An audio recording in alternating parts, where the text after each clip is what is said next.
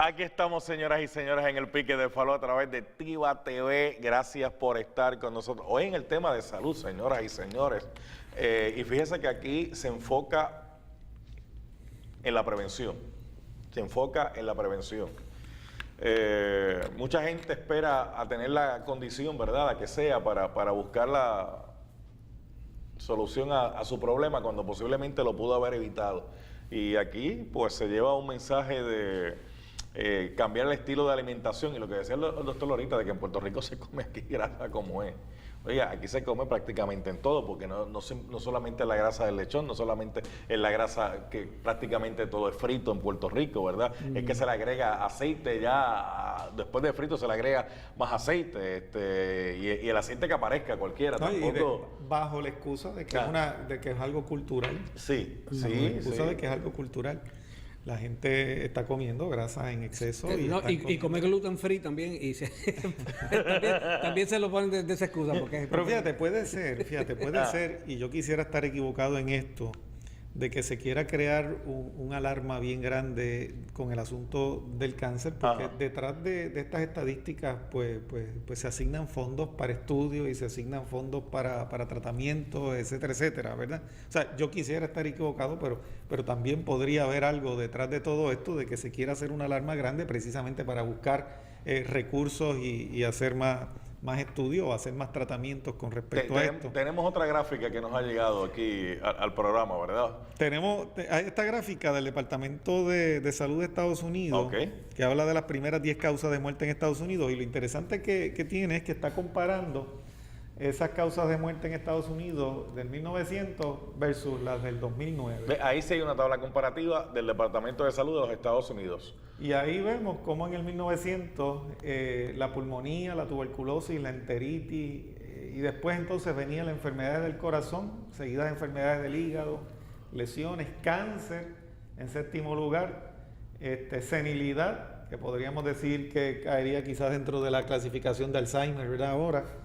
Y difteria, las primeras 1, 2, 3 son enfermedades relacionadas a pobres medidas de sanidad, porque son infecciosas. Pulmonía y tuberculosis, y la enteritis. De fumar, porque se fumaba mucho en los Estados Unidos. Versus ahora, y estas se parecen mucho más acá, licenciado, a las de Puerto Rico. Claro. La enfermedad del corazón, el cáncer, enfermedad obstructiva crónica, apoplejía, lesiones. Pero fíjate que en Estados Unidos todavía en el 2009 la diabetes está 1, 2, 3, 4, 5, 6, séptimo lugar, versus aquí que está en tercer lugar. En tercer lugar. Fíjate que con todo y con eso, con todo lo que nos parecemos a los Estados Unidos, aquí la incidencia de problemas, por ejemplo, como el diabetes, están mucho más altos que en los Estados Unidos, y vemos cómo todavía el cáncer en Estados Unidos se mantiene en segundo lugar. O sea, que es preocupante, ¿verdad? Es preocupante el hecho de que aquí en Puerto Rico pues ya hayamos sobrepasado prácticamente las estadísticas a nivel mundial en términos de cáncer. Bueno, vamos a dejar ese tema ahí por el momento. Vamos a movernos a la otra información que vamos a estar compartiendo con nuestros amigos. Se trata del tema de la lactancia. Hay una legisladora que recién llega a la legislatura, de hecho fue la que entró al escaño que dejó vacante el representante Antonio Toñito Silva cuando decidió, ¿verdad?, retirarse, la legisladora Yachira Lebrón, que busca investigar, ¿verdad?, la implantación y la efectividad de las políticas, protocolos y programas dirigidos a fomentar la lactancia. La representante presentó una resolución a esos fines al reaccionar a un estudio federal en el que se documentó que solo un 23% de las mujeres que paren en Puerto Rico lactan a sus crías de forma prolongada. La Organización Mundial de la Salud destaca que la lactancia es la manera ideal para preservar la salud de los infantes y evitar la obesidad infantil, entre otros beneficios. Y ahí ya entramos con el licenciado Carlos Pérez Sierra para que pueda entrar a analizar esta información. Sí, qué bueno. Lo primero que tengo que decir es que no es una legislación, lo que se necesita es que cada madre tome conciencia de esto y lacte a sus hijos. O sea, es tan simple y sencillo como eso. Lo que hay que ver es cuál es la apatía o cuáles son las informaciones encontradas que están recibiendo las personas que entonces están desplazando la cuestión de la lactancia. Aparentemente hay otras prioridades de lo que se habla de la salud, y entonces la lactancia como que no queda de una manera prominente, y entonces pues hay que ¿cómo se llama? Hay que obligar a las personas. A mí me preocupa este tipo de cosas porque es que la lactancia, o sea, me causa malestar que el gobierno tenga que estar entrando en las funciones biológicas de los seres humanos. O sea, como que eso no es bueno, como que pareciera ser que es que no sabemos utilizar nuestro cuerpo.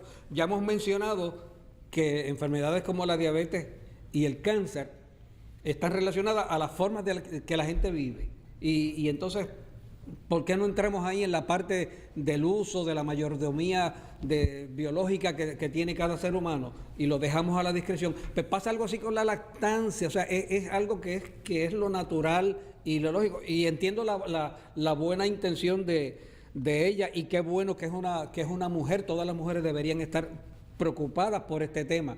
Y me consta que las madres puertorriqueñas se preocupan mucho por sus crías, pero quizás se olvidan a veces de lo que es la alimentación, o obligan a los hijos a comer a base de los criterios at large, de que hay que comer mucho de lo que se dice que es bueno. Hay un punto, ¿verdad?, de vista. También está el otro punto de vista, si están las condiciones necesarias, ¿verdad?, para la lactancia. Sabemos que en Puerto Rico, pues con unas leyes que se han venido aplicando tanto federales como estatales, en las empresas, por ejemplo, si una madre ha tenido una cría y quiere lactar a su bebé, se le tiene que dar un periodo. En los centros comerciales tuvieron que habilitar también unos salones para esto, ¿verdad? Porque a veces también es chocante, y lo hemos visto, no es que nos lo han contado, cuando de momento uno va a un comercio, a una tienda, y de momento hay una madre que está lactando a su bebé, ¿verdad?, en ese momento, y uno ve que está toda tapada para poderla, y hay gente que la mira como si eso fuera algo extraño.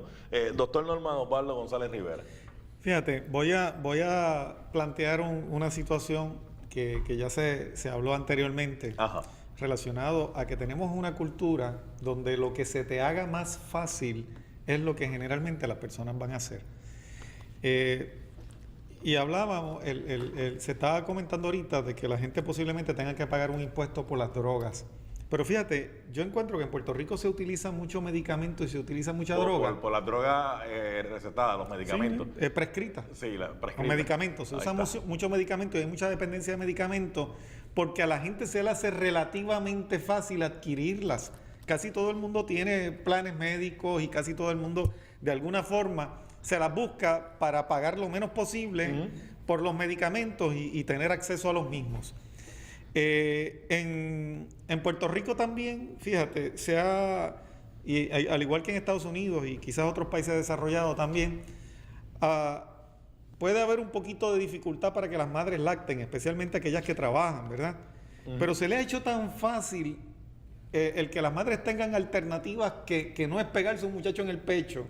Casi todas bueno, yo he visto mujeres de todos los niveles sociales buscando lo que le provee el WIC para el bebé. Y entonces van y buscan la fórmula, que es cuestión de abrir una lata, mezclarla en un biberón y ponérsela. Cuando nace el muchacho y la madre le dice al doctor, mire doctor, es que la lactancia, le dice, no, pues mira, dale este tipo de fórmula. Y entonces, o dale este otro tipo de fórmula. ¿Qué sucede? En los hospitales, de parte de los pediatras, y el sistema está desarrollado que a la más mínima dificultad para que esa madre pueda proveerle a ese bebé de ese líquido preciado que no tiene ningún sustituto, pues entonces se le ofrece una fórmula, se le ofrece sin ningún costo. Mientras que en estos países, fíjate, dice el mismo artículo que la Organización Mundial de la Salud indica que mantener la práctica de la lactancia durante los primeros 6 meses contribuye a salvar la vida de 800,000 infantes cada año.